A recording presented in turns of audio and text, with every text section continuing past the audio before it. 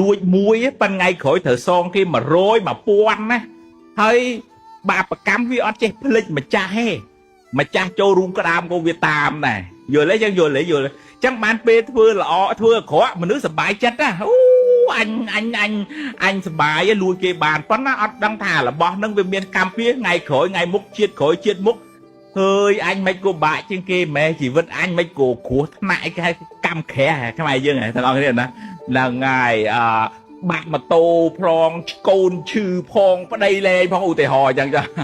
ងណាហើយដល់អាពេលអញ្ចឹងបានប្រពន្ធលោកថាបុគ្គលពេលធ្វើអាក្រក់សម្គាល់ថាអំពើអាក្រក់ហ្នឹងមានរសជាតិផ្អែមដូចជាទឹកឃ្មុំអញ្ចឹង